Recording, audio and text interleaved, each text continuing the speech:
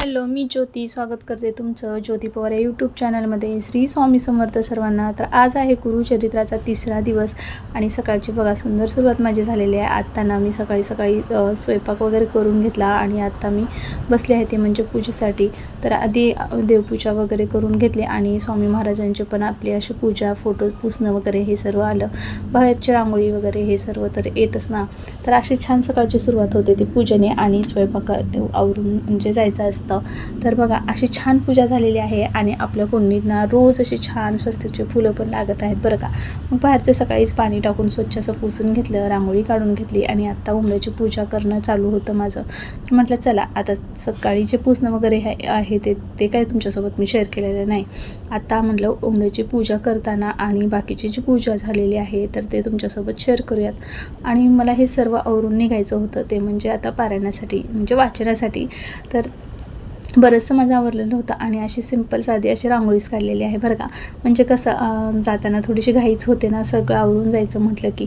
तर तरी सकाळची आमची 8ची बॅच असल्यामुळं ना 7:30ला वगैरे तरी निघायलाच लागतं. मग बाहेरची पण तुळशीची अशी छान अशी पूजा करून घेतली. आणि तुम्हाला मी सांगितलंच होतं ना, आपलं हे स्वस्तिकचं झाड आहे ना, त्याला खूप छान फुलं येत आहेत. मला खूप छान वाटतंय. म्हणजे आपल्या गुरुचरित्राच्या पारायणासाठी पण मी हेच फुलं घेऊन जात आहे. तुम्हाला फोटोमध्ये व्हिडिओमध्ये दिसतच असेल. तर अशा पद्धतीने बघा स्वयंपाक पण करून घेतला होता. म्हणजे तुमच्यासोबत स्वयंपाक पण झालेला, जे भाजी चपातीचे केलेलं आहे. माझ्यासाठी पण तेच भाजी बनवली होती, पण घरी सगळ्यांना ही भाजी बनवली होती की डाळ वगैरे टाकून अशी बनवली होती. माझ्यासाठी फक्त लाल तिखट आणि जिऱ्याची फोडणी देऊन अशी भाजी बनवली होती, ते पण सूर्यफुलाच्या तेलामध्ये. तर अशी मी साधी सिंपल भाजी बनवून चपाती बनवून ठेवली होती आणि कमी जास्तीला म्हटलं पीठ थोडंसं ठेवलंच होतं, आल्यानंतर करता येईल. मग सगळं आवरून झाल्यानंतर बघा पूजेसाठी फुलं वगैरे सर्व आपलं साहित्य घेतलं आणि मी निघाले. आता मी जाऊन तिथे स्टॉपला थांबणारच होते.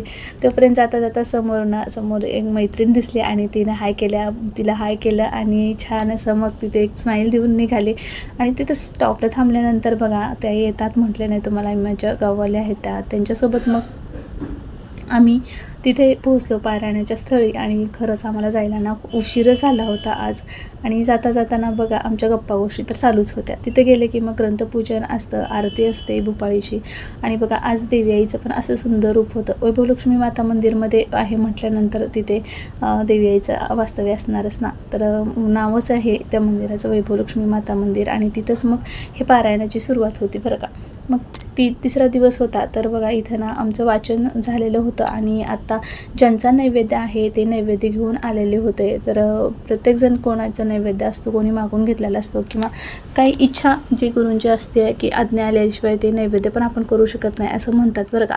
तर माझी ही पहिलीच वेळ होती पारायणाची, तुम्हाला माहितीच आहे. तर अशा पद्धतीने बघा इथं त्यांचा नैवेद्य वगैरे भरून झाला आणि छान अशी आरती झाली. आरतीच्या नंतरचं बघा हा स्वामी महाराजांचं हे सुंदर असं रूप. तिथं आम्ही दर्शन वगैरे घेतलं आणि बाकीचं जे थोड्या वेळाने ना इथं वाचन चालू होतं ते म्हणजे स्वामीचरित्र सारामृताचं. तर अशा प्रकारे तिथलं वाचन झालं. मग घरी आलो. घरी आल्यानंतर जे स्वयंपाक केला होता तुमच्यासोबत तो जेवण केला आणि ओटाभांडा असं क्लीन करून घेतलं.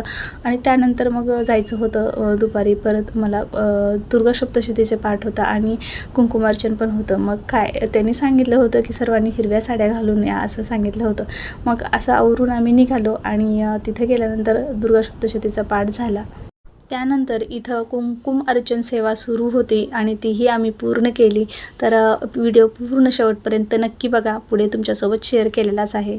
चंद्रमुखे नमः नमो नमः ओम श्री चंद्रकाय नमः नमो नमः ओम श्री चंद्रभुजिताय नमः नमो नमः ओम श्री चंद्राय नमः नमो नमः ओम श्री शशांक भगिने नमः नमो नमः ओम श्री गीतवाद्यपरायणे नमः ओम श्री श्रुति स्मृति परमाय नमः नमो नमः ओम श्री गणाय नमः नमो नमः ओम श्री सिंधुतनये नमः नमो नमः ओम श्री मार्तने नमः नमो नमः ओम श्री मातृकाय नमः नमो नमः ओम श्री त्रिलोक जनने नमः नमो नमः ओम श्री तंत्राय नमः नमो नमः ओम श्री तंत्र मंत्र स्वरूपिणे नमः नमो नमः ओम श्री तरुणे नमः नमो नमः ओम श्री तमोहंत्रे नमः नमो नमः ओम श्री मंगलाय नमः नमो नमः ओम श्रीं श्री मंगलाय नमः नमो नमः ओम श्रीं श्री मधुकैटवमथिने नमः नमो नमः ओम श्रीं श्री शुंभासुर विनाशिने नमः नमो नमः ओम श्रीं श्री शुंभादिहरे नमः नमो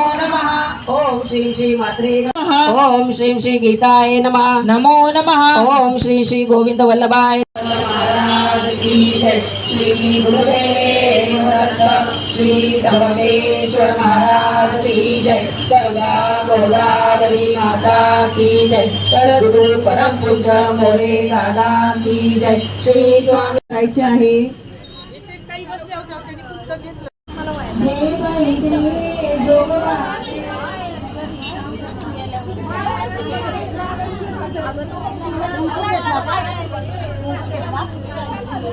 मान नमक दिए नाही इथून घेऊन घेत आहे बाया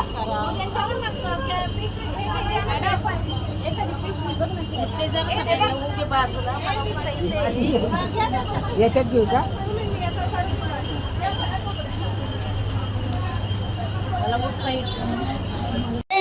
जोगवादे ग जोगवादे आई अम्मा तुझे तळघर खोल नाही ऐकल मला पुजाराचे बोल आता जोगवादे दे बाई दे जोगवादे आई अंबेचा जोगवादे ग जोगवादे दे बाई दे जोगवादे आई अंबेचा जोगवादे ग जोगवादे आई अंबे तुझ्या गळ्यामध्ये सरी नवखंडामध्ये तुझा अननिक जोडी आता जोगवादे दे बाई दे जोगवादे आई अंबेचा जोगवादे ग जोगवादे आई तुझ्या आई अंबाबाई तुझ्या पायामध्ये डोळ तुझ्या दर्शनाला आले हे तुझे हे बाळ आता जोगवादे दे बाई दे जोगवादे आई अंबेचा जोगवादे. तर असा होता आपला गुरुचरित्र पारायणाचा तिसरा दिवस. कुंकुमार्चन सेवा, वाचन आणि जे दुर्गा सप्तशतीचा पाठ झालेला आहे हे सर्व तुमच्यासोबत शेअर केलं आणि औदुंबर प्रदक्षिणा आहे जे लास्टला होत्या त्या. तर असा आपला आजचा व्हिडिओ होता आणि त्यानंतर आम्ही घरी आलो. घरी आल्याच्या नंतर बघा आता मला करायचं होतं ते म्हणजे स्वामी महाराजांची राहिलेली सेवा आणि त्यानंतर स्वयंपाक. तर असला आपला व्हिडिओ होता. तर आवडला तर नक्की लाईक करा आणि चॅनलवरती नवीन असेल तर सबस्क्राईब करायला अजिबात विसरू नका.